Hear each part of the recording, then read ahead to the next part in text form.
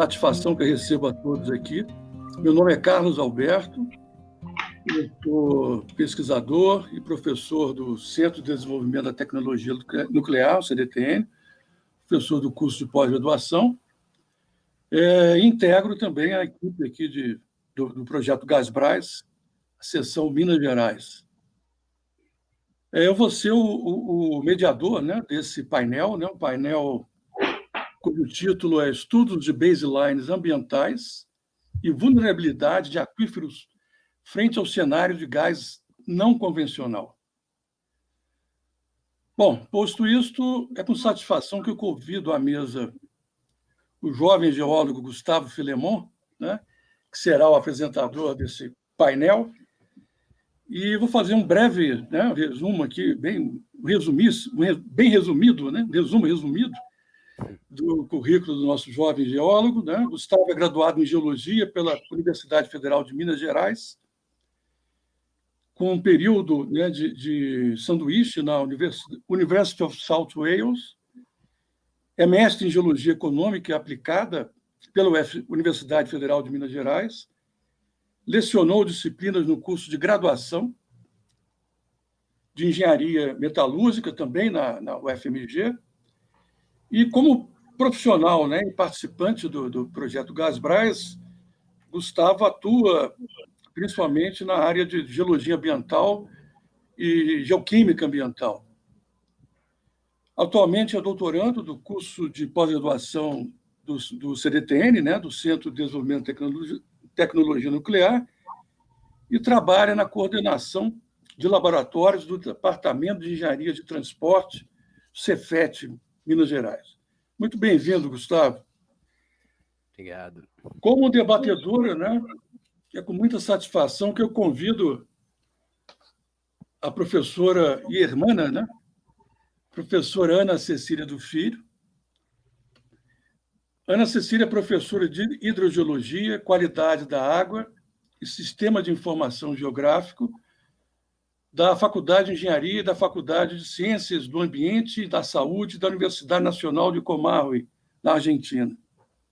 É diretora do Centro de Investigações em Geociências da Patagônia e do Projeto de Investigação Hidrogeologia, Geoquímica e Qualidade da Água do Sistema Aquífero de La Cuenca Neuquina.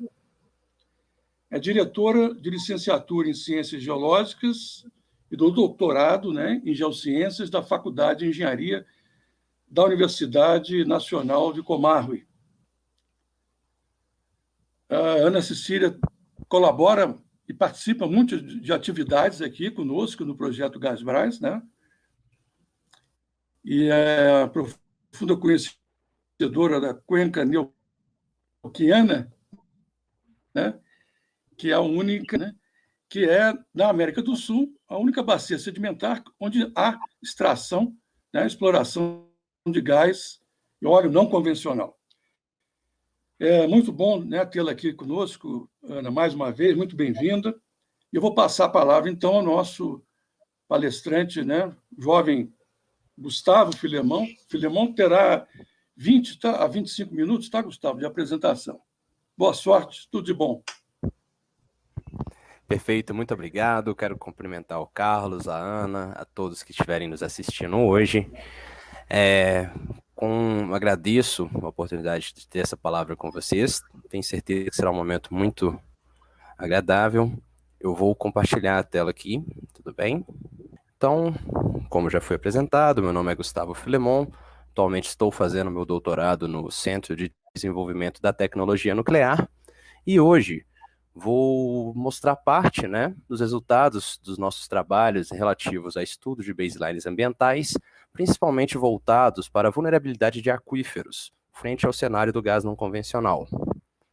É claro, esse projeto ele saiu, né, ele dentro da rede de pesquisa e desenvolvimento GásBRAS, que conta com colaboradores de universidades, entidades públicas de todo o país e com colaboradores internacionais, por exemplo, da Universidade Nacional de Comahue, na Argentina, e juntos aqui, na seção Minas Gerais, junto ao INCTA, com o CDTN, com a colaboração da Universidade Nacional de Comahue, nós estamos coordenando diversos estudos de cunho ambiental voltado principalmente para a estruturação de baselines para a indústria do gás não convencional. Assim, entendendo que um baseline ele funciona como um estudo de base, né? Ele é uma profunda caracterização ambiental que é feita para a entrada de um determinado empreendimento socioeconômico. Empreendimento esse que pode ser de diferentes vertentes, e a vertente que nós estamos trabalhando é justamente a indústria do gás não convencional, ou popularmente conhecida como a indústria do shale gas. Então, estruturar um baseline significa definir em um determinado ecossistema quais seriam as potencialidades e fragilidades daquele ambiente em se receber a indústria do gás, no caso, a indústria do gás não convencional. Ou seja, temos que caracterizar e ressaltar as potencialidades daquele ecossistema e temos que levar em consideração quais os possíveis impactos que essa indústria pode causar. E quando eu falo impactos positivos, negativos, impactos no geral. Um baseline ambiental ele tem de grande serventia para órgãos públicos, regulatórios, ambientais, de planejamento e desenvolvimento. Uma vez que você entende quais são os principais riscos da região, você pode estabelecer um aspecto regulatório muito mais incisivo, muito mais específico, que vai garantir tanto a otimização de processos, tanto menos burocracia e tanto a sustentabilidade ambiental. Assim como um baseline ambiental, ele serve para membros da sociedade civil, uma vez que uma profunda caracterização ambiental permite identificar novas potencialidades naquele ecossistema, identificar como otimizar as atividades socioeconômicas já vigentes no local. Você também identifica prováveis estresses antrópicos que já ocorrem na região, previamente à entrada da indústria em questão, e você também cria um respaldo científico que a sociedade tem para garantir que aquele empreendimento está ocorrendo da forma mais segura e ambientalmente sustentável possível. E, não obstante, um baseline ambiental ele é de extrema serventia para a própria indústria, para o próprio empreendimento. Você entendendo o ecossistema que você está entrando, você consegue traçar estratégias de otimização, definir estratégias mitigatórias, e eu acho que um ponto extremamente importante de um baseline é identificar os principais pontos sensíveis que devem ser monitorados para que, em caso de algum impacto deletério, você seja capaz de identificar esse impacto o mais rápido possível e ter uma pronta resposta mitigatória, compensatória, enfim, para você entender e poder identificar as fragilidades que você pode acabar causando naquele ecossistema. Ou seja, um baseline ambiental ele serve para esses 3 diferentes polos para gerar uma governança participativa, um desenvolvimento sustentável extremamente forte. Trazendo para o gás não convencional, como eu disse, é uma indústria que causa impactos positivos e negativos diversos. Uma indústria do gás não convencional, ela promove uma versatilidade da matriz energética, ela promove empregos, desenvolvimento econômico regional, da mesma forma que ela também tem impacto no tráfego local na região, ela aumenta, ela pode entrar em conflitos com outras atividades socioeconômicas vigentes, quando não bem estruturadas. Ela pode ter impactos em termos de qualidade de ar, em termos de sismo, e muito se fala na indústria do gás não convencional, correlata a impactos nos recursos hídricos. Esse tema já foi contemplado por outras apresentações aqui, eu vou passar mais rápido por ele, mas quando se fala da exploração da indústria do gás não convencional, muito está atrelado à prática do fraturamento hidráulico, ou popularmente conhecido como fracking, que em suma trata-se de furos verticais, que pode chegar de centenas a quilômetros de profundidade, até que se atinja uma rocha reservatório de hidrocarbonetos de extrema baixa permeabilidade. Uma vez atingida, dá-se início a uma série de furos horizontais multidirecionais, com o intuito de aumentar esse contato entre o furo e a rocha reservatório. Isto posto, injeta-se um fluido de injeção, um fluido de fraturamento, que é rico majoritariamente de água, misturado com alguns elementos químicos, emulsificantes, propantes. Esses elementos variam de acordo com o reservatório e as características do ambiente. E uma vez injetado, com muita pressão sobre esse poço, você promove o fraturamento do reservatório de hidrocarbonetos. Nisso você bombeia esse fluido de volta, nesse momento nós já chamamos de fluido de retorno, e essas fraturas induzidas no reservatório permitem a percolação dos hidrocarbonetos e a sua subsequente produção.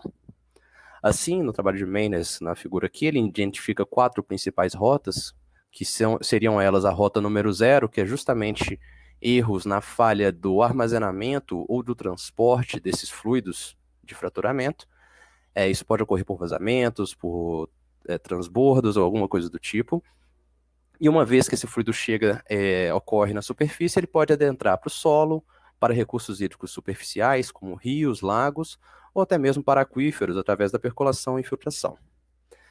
A rota número 1 é quando tem escape de fluidos do fraturamento pelo próprio revestimento ou cimentação do poço. A literatura fala que com o avanço da tecnologia do fraturamento, isso tem sido cada vez mais raro.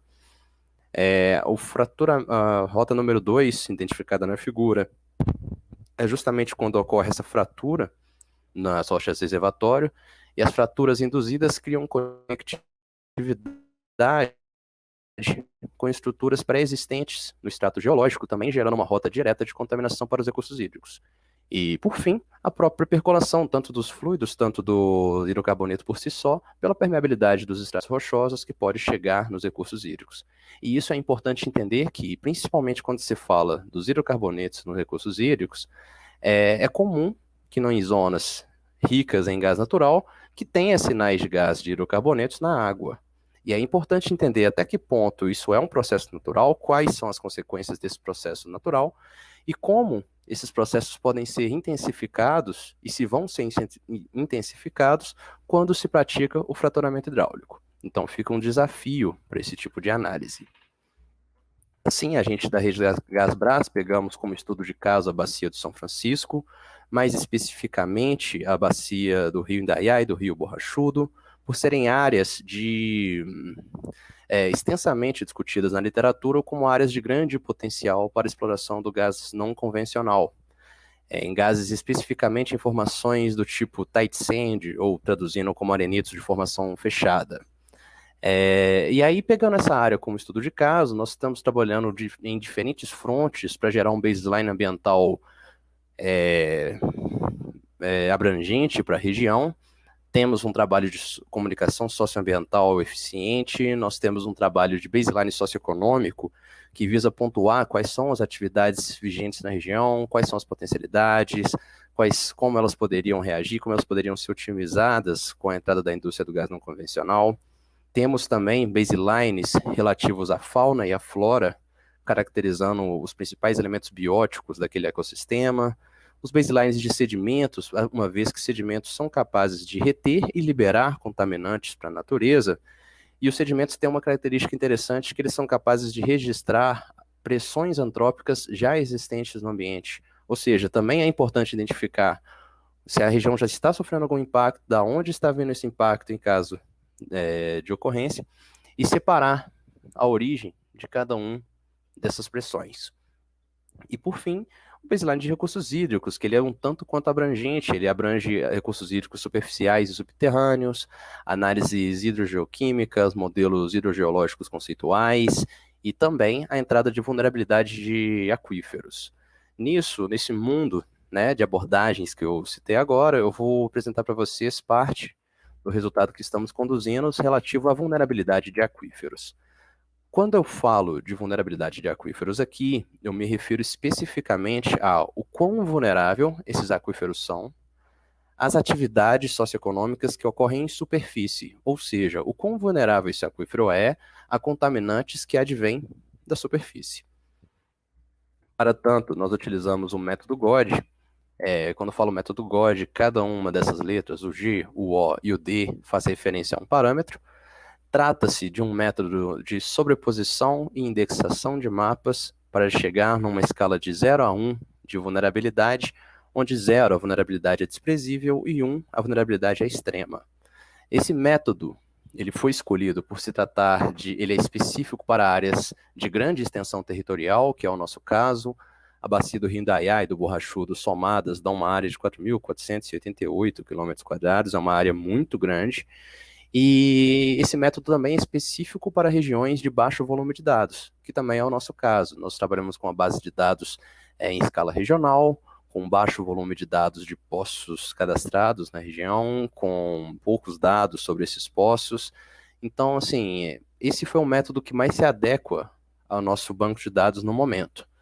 É importante falar que na nossa região conta com 4 poços de pesquisa que já foram realizados para gás não convencional na região, O fraturamento hidráulico não foi aplicado, é só poços de pesquisa. Nós podemos ver aqui na imagem, nós temos 3 poços, mais na porção, na montante da área de estudo, mais ao sul, e um ponto ajusante, mais ao norte.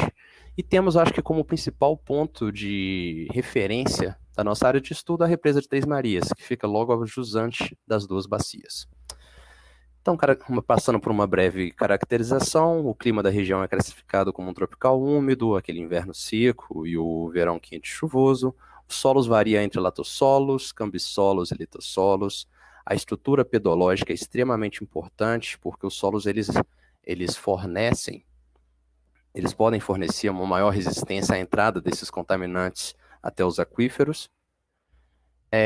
Na geologia, nós estamos no meio da bacia do São Francisco, né? Na nossa área especificamente, aflora-se o grupo Bambuí, que é marcado por metapelitos da formação Santa Helena e da formação Serra da Saudade, intercalado, né, com carbonatos da formação Sete Lagoas e formação Lagoa do Jacaré.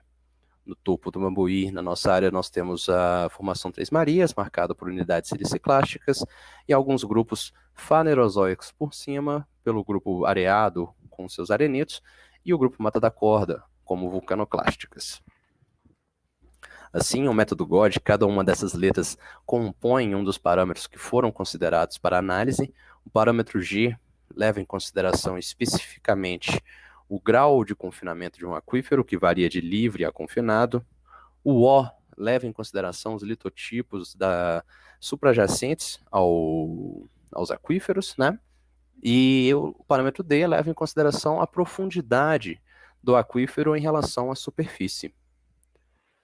O nosso banco de dados, como eu mencionei, trata-se de um banco de dados de base regional. Nós temos a delimitação das bacias através da Agência Nacional de Águas, os poços cadastrados obtidos pelo CIAGAS e pelo CIAM, os dados de geologia pelo mapeamento da Codemig em 2010 e os dados de pedologia através do IDS-ZEMA. Então, para o parâmetro G, o grau de confinamento, nós trabalhamos com base no trabalho da CPRM 2019, que descreve alguns litotipos da nossa região e define alguns parâmetros hidrodinâmicos para esses litotipos.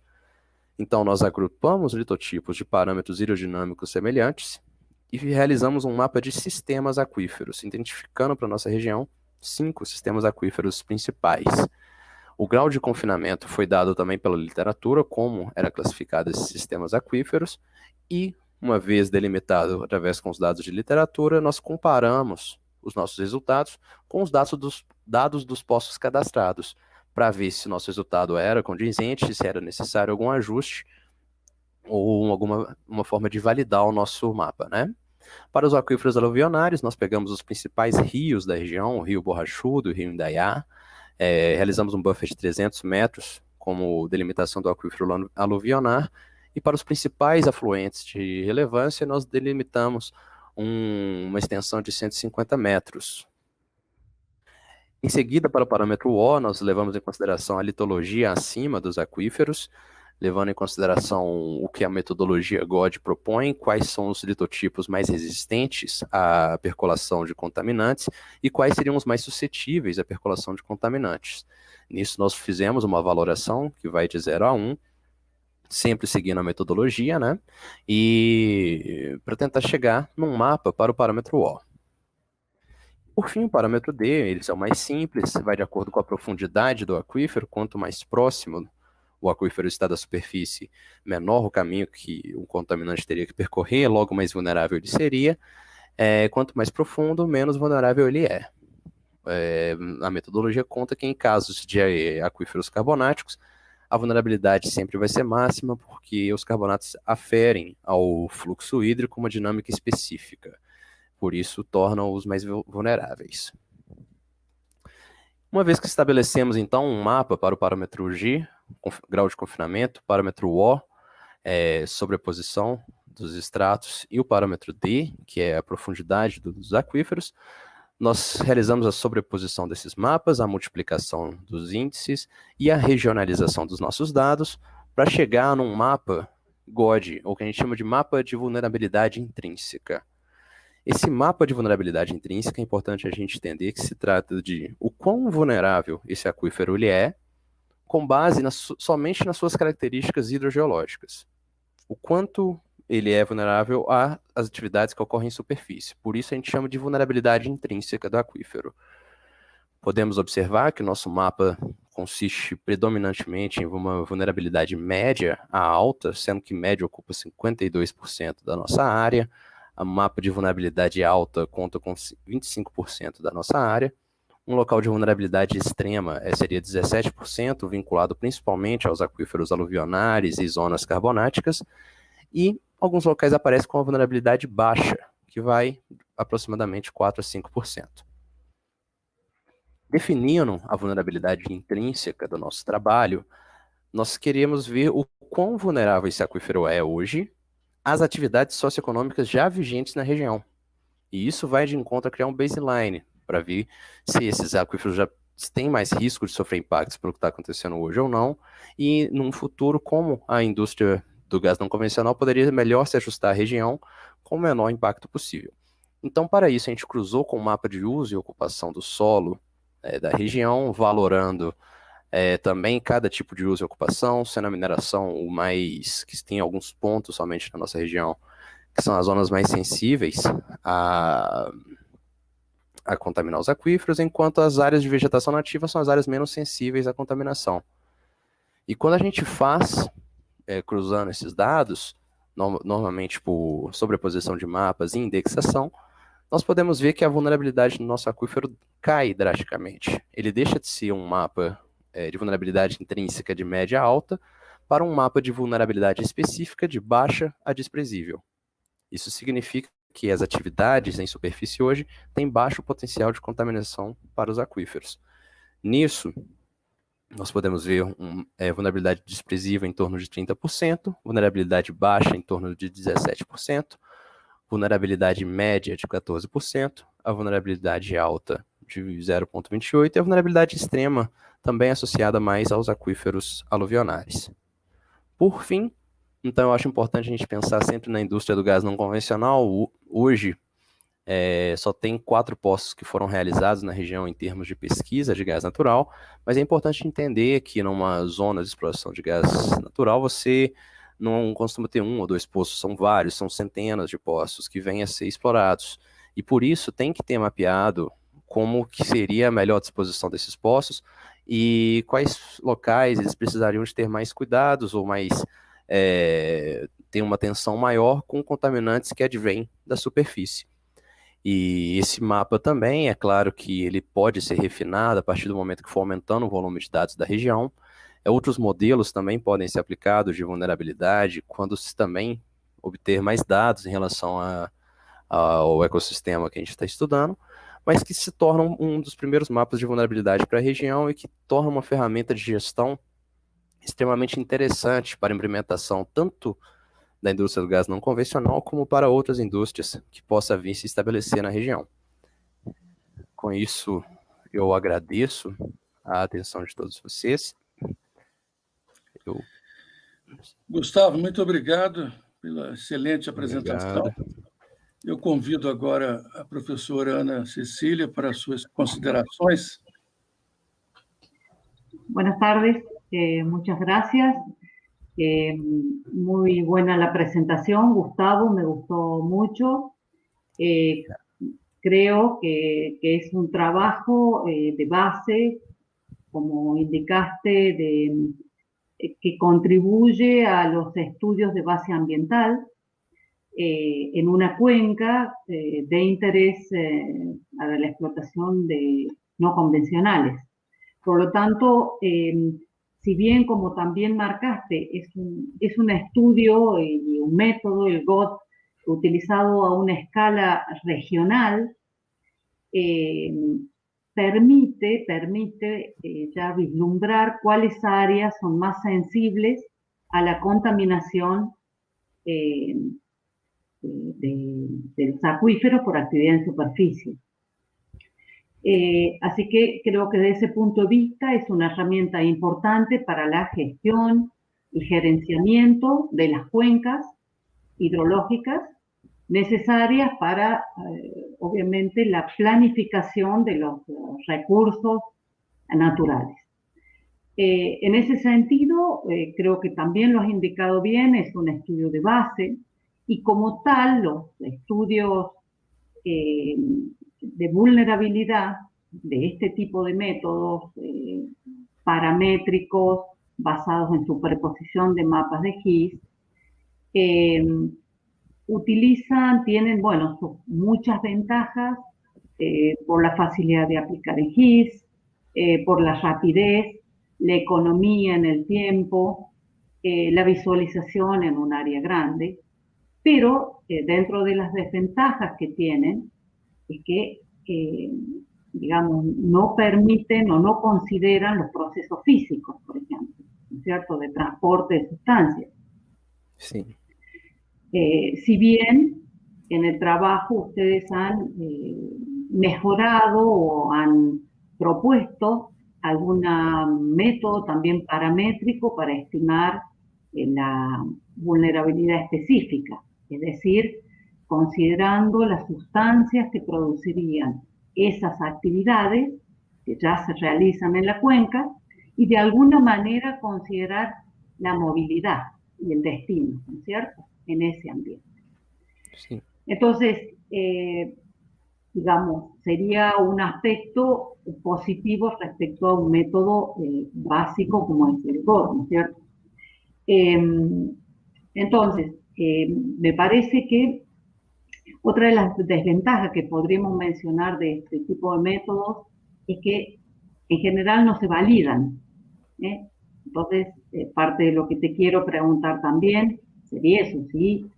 Ustedes tienen, digamos, porque de la experiencia que se tiene en otros estudios, es que distintos métodos en un mismo sitio dan diferentes resultados, porque como son métodos paramétricos, está muy a juicio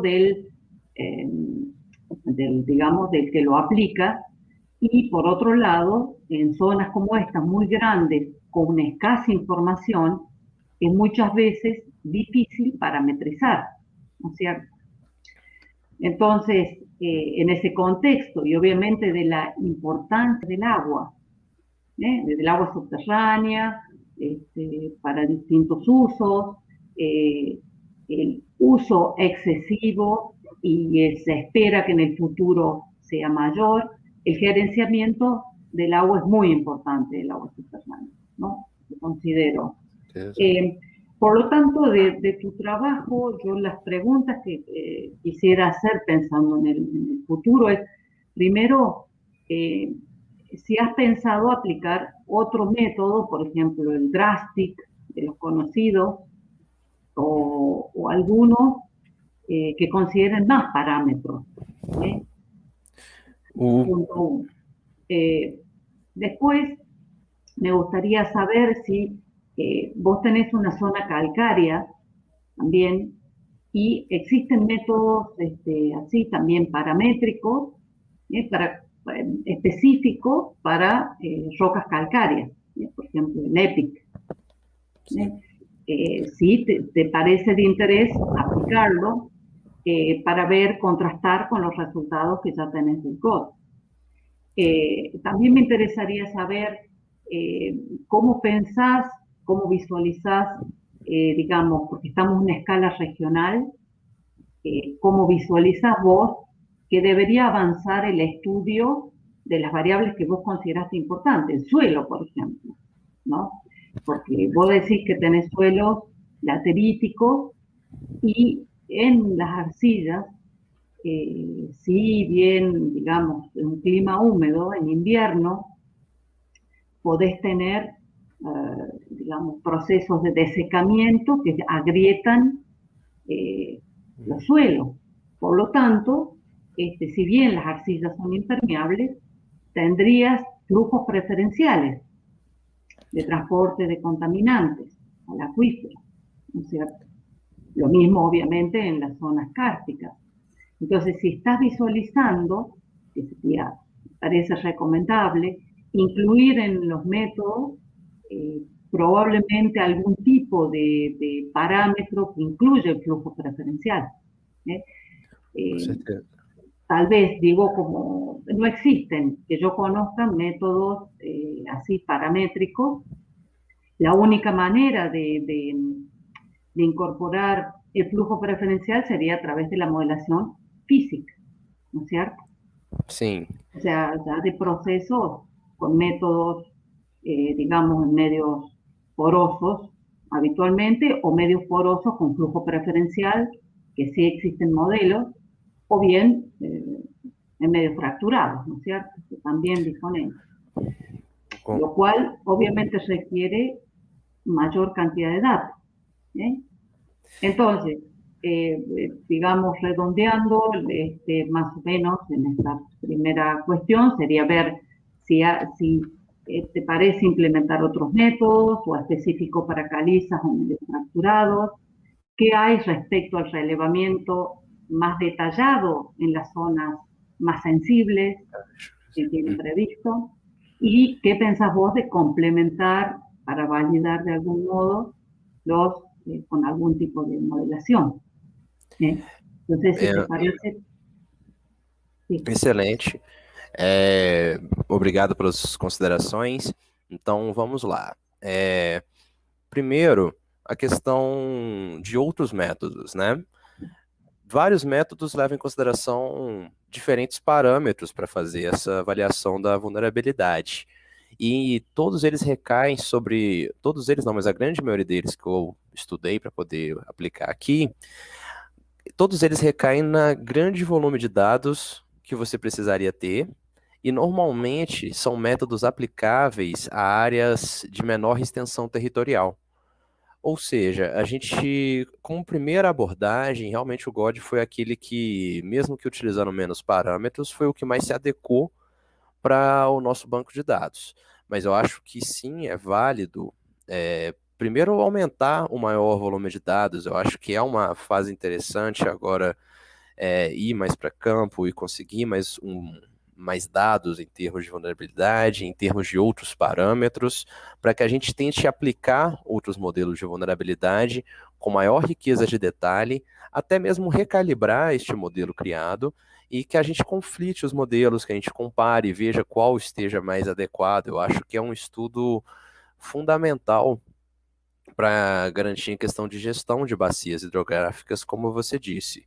E aí, assim, a questão é realmente o volume de dados que a gente tem até o momento.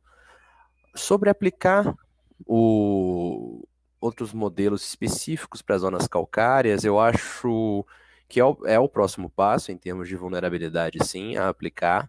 É claro que isso implica em modificar a escala de trabalho, né? Porque uma vez você pega a bacia inteira, outra você vai direto nas zonas calcárias e tenta ver ali, ou nas zonas mais sensíveis, e tenta aplicar um modelo mais específico. E aí pode ser uma saída até para a primeira pergunta, que você define áreas de maior suscetibilidade, e indo nessas áreas de suscetibilidade, a gente pode aplicar outros modelos para tentar melhor detalhar o que seria essa maior suscetibilidade, correto? Aí eu acho que seria o ideal. E a questão, assim, é algo a se trabalhar, né? A gente teria que estudar quais os outros métodos e quais os outros parâmetros que nós teríamos que coletar para aplicar essas outras metodologias. Não seria algo tão simples, mas seria algo extremamente proveitoso em termos de gestão ambiental. E, por fim, eu acredito que sim, eu acho que a questão pedológica tem que ser melhor trabalhada, mas eu acho que a gente precisa ter um banco de dados mais detalhado da região. Nós temos um conhecimento de solos relativamente baixo, porque a gente está trabalhando com solos numa escala para a bacia inteira, agrupados, muitos deles mapeado em escala regional, e a gente precisa de mais dados, talvez até pegar amostras mesmo, levar para o laboratório, fazer propriedades, testes físicos, caracterização, para ver como eles se comportariam. Eu acho que entender o comportamento dos solos não só seria importante para o trabalho de vulnerabilidade ambiental, como ele também seria de extremo proveito para a gente trabalhar em termos de de outros parâmetros de qualidade do solo, de modelo hidrogeológico conceitual. Então, eu acho que isso seria extremamente interessante, com certeza. É algo até a se trabalhar e pensar para o desenvolvimento, né, do trabalho. E, assim, todos esses trabalhos de vulnerabilidade nosso precisa ser consolidado e comparado também com os outros baselines, os baselines de qualidade hídrica, o baseline de modelagem como um todo, para a gente gerar um modelo, talvez não num modelo único, mas num modelo mais amplo em termos de gestão ambiental. E o modelo GOD, em especial, ele me agrada muito por ser um modelo simples. Eu acho que, às vezes, os modelos simples eles podem ser muito proveitosos por serem fáceis de entender. Então, para as pessoas gestores ambientais, que talvez não sejam geólogos, eles conseguem entender mais fácil o que esse mapa indica. Mas eu acho que sim, o próximo passo agora é avançar nessa questão de detalhamento, né? Da gente ter uma maior abordagem em cima das partes mais sensíveis da nossa área, com certeza. No sé, Carlos, si no, te preguntaría otra cuestión que me parece de interés, Gustavo, es pensar también en la posibilidad de incluir o analizar las actividades de la explotación no convencional en cuanto a fuentes digamos, de contaminación posibles que no sean de superficie, sino de subsuelo. O sea, vos explicaste que todo esto, digamos, uno supone que el movilizador de los contaminantes es la lluvia, pero, digamos, con la fractura hidráulica, con el fracking, una fuente importante son justamente la fractura de subsuelo y fuentes de contaminación que vendrían desde abajo hacia arriba. Entonces, el tratamiento de esas posibilidades, ¿lo estás pensando? ¿Lo van a analisar en algún momento? Com certeza, assim, é um tanto desafiador, né? Porque, como você bem disse, o nosso modelo hoje, ele leva em consideração somente atividades contaminantes que ocorrem na superfície do terreno, ou seja, contaminantes que vêm da superfície para a profundidade. Porém, é um desafio você avaliar o quão vulnerável esse aquífero é a contaminantes que vêm, né, de subsuperfície para a superfície, que é o caso do fracking. Aí teria que entender como seriam as melhores abordagens em termos talvez estatísticos, ou tentar encontrar expressões de superfície que relatam alguma vulnerabilidade de alguma conectividade com a subsuperfície, mas assim, são modelos a serem estudados. Hoje é um desafio da própria análise de vulnerabilidade em termos do fracking, que é justamente, né, essa avaliação do que vem de subsuperfície para a superfície. Tem alguns estudos que atuam nesse sentido já. A grande dificuldade, ao meu ponto de vista, é por trabalhar numa área muito grande, com baixo volume de dados.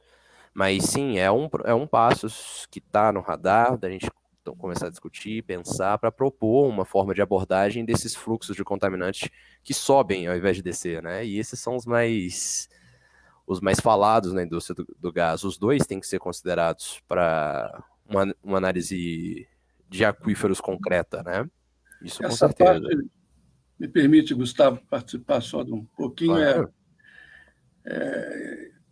Bom, primeiro, a questão que você, né, e a Cecília debateram, né, a questão do estado atual, né, do projeto, né, porque a escolha do GOD, eu acho que foi uma escolha bem feita no momento correto, né, ainda mais que a pandemia nos deixou um pouco distante do campo, né, não podemos ir ao campo e levantar mais dados, etc. E tal.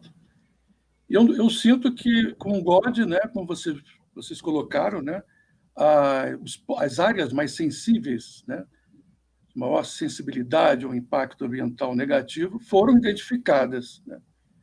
E eu acho que agora, no momento do que o projeto está se encerrando, é fundamental, em cima desses resultados, escrever recomendações da continuidade desse trabalho, usando, você sabe, né, igual a Cecília colocou, elencando as áreas mais sensíveis que mereceriam um trabalho, a aplicação de códigos mais específicos, né, como foram levantados, e que talvez, com recursos, menos recursos, poderia ser possível, numa área menor, levantar uma quantidade maior de dados importantes, né, que esses códigos, né, alguns deles, requerem. Né? Então, eu só queria fazer esse comentário quanto a esse aspecto. Acho que o projeto, a escolha do GOD foi muito bem pertinente. Né? Se escolhêssemos o drástico, um outro, eu acho que iria ser um chute, vamos, entre aspas, muito grande, né? Ia ser muito difícil, né? Começar a buscar na literatura algumas informações, etc. E tal. Quanto à questão que colocada por último, eu acho extremamente importante, isso a gente já vinha conversando, né? Essa questão quase que a maioria desses índices, né, eles tratam principalmente do impacto vindo da superfície, né, para o descendente para os aquíferos, principalmente os aquíferos, né, que estão ali mais rasos. Né? Essas ferramentas funcionam muito bem nesse aspecto. Né? Se pensarmos lá na região do Morada Nova, as fontes principais, né, os hidrocarbonetos, né, os folheiros, os geradores e os arenitos e carbonatos que estão próximos a essas fontes, né, os tais de gás, né, eles estão a 1.500, 2.000 metros de profundidade. Informações que a gente tem lá são 4 poços profundos. Assim mesmo, esses poços estão... nem todos são... As informações são completas. Né? Sabemos que, por informações da região, que ou se tem... ou não se tem água, tá? Nessas profundidades. Né? São regiões que vão até uma cobertura aí de 500, 600 a 1.000 metros sem água, ou então água hipersalina, que também é uma fonte de impacto para a água superficial, né, que é freshwater. Então, esse desafio, né, que a Ana Cecília colocou e que o Gustavo já buscou, é muito, muito relevante, né, se buscar, e assim mesmo você colocou no seu desenho inicial, né, aquelas fraturas profundas, né, que existem na região de Morada Nova, tentar um índice que possa identificar áreas vulneráveis, né, a essa subida, a extensão, né, dos fluidos de perfuração, que por uma razão escapem, né, do ponto de fraturamento, assim como do gás, né, o metano, né, fugindo ali. E um ponto importante, um ponto que você mostrou, foi exatamente as regiões de exudações, né, que estão sendo estudadas ainda, os resultados ainda não são conclusivos, para saber exatamente, porque se o metano que aparece em superfície ele é metanogênico, é sinal que ele está vindo lá de baixo. Né? Mas se ele é biogênico, ele está ali naquela região ali, né? Ele não é vamos dizer assim, um traçador, né? Ter esse escape do gás em profundidade. Então, achei muito pertinente as duas colocações aí. Eu só queria fazer um comentário aqui. É isso aí, muito bom. Com certeza. Não, com certeza. A questão também é entender as exudações que são indicam, né, conectividade se o gás for metanogênico nessas exudações, no caso, indica uma conectividade de profundidade com a superfície, né?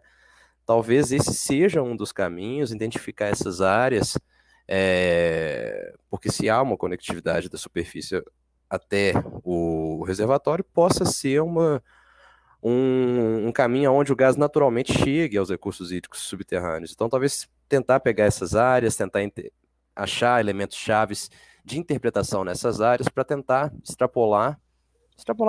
tentar fazer, né, correlações e talvez a gente chegar num modelo condizente sobre contaminação ascendente. Isso tem um tempo ainda para ser feito, para a gente estudar as melhores formas de abordar esse tema, mas com certeza esse é o caminho. Eu acho que é uma ferramenta poderosa tanto para o gás não convencional na região, né, de Morada Nova, que a gente está estudando principalmente, mas acho que é algo que possa ser aplicado em outras áreas no Brasil também. Perfeito? Então, eu acho que são cenas dos próximos capítulos, podemos dizer, né? Nós estamos, gente, chegando ao final, né? Agradeço muito ao Gustavo, à professora Ana Cecília, né? Teremos, embora o projeto esteja se encerrando, as atividades acadêmicas vão continuar, né? Na área, a nossa participação na área não acabou aqui, né? Deu fruto, gerou fruto, né? E nós vamos em frente e trazendo uma contribuição, acho que, como o Gustavo e a Ana Cecília colocaram, né? Resultados que são importantes não só para o empreendimento do gás não convencional, mas para todo empreendimento que possa ocorrer naquela comunidade e naqueles que já existem lá na comunidade, né? Então é isso. Eu agradeço. Acho que temos alguns minutinhos a mais. Bom, se temos alguns minutinhos a mais, eu trago.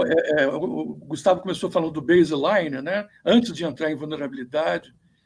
E eu queria que eu sei que você tem você participou desse trabalho, né? Mas tocar um pouco da importância, né? Que nós fizemos um trabalho acadêmico, né? Mas tivemos uma preocupação com a sociedade, comunidade local grande, né?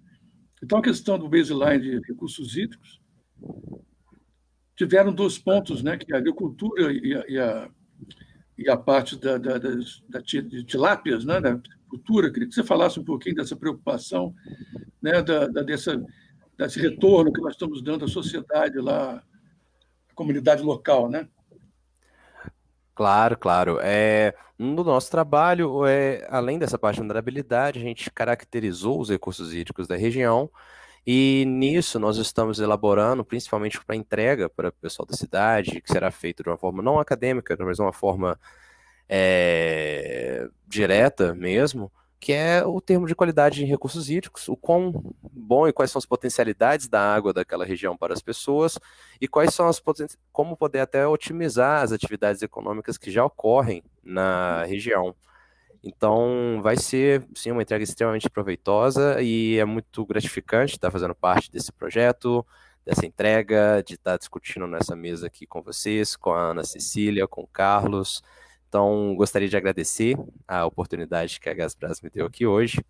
E nossos estudos ainda vai continuar aí muito, né, pessoal? Muito obrigado.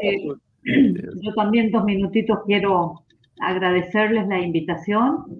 Fue un gusto compartir con ustedes y me parece muy buena la iniciativa para difundir estos resultados que son importantes, si bien iniciales, pero muy importantes. Así que los felicito nuevamente y seguimos en contacto. Gracias. Muito obrigado a todos. Convido a todos para o próximo painel. Muito obrigado. Obrigado, pessoal. Adiós.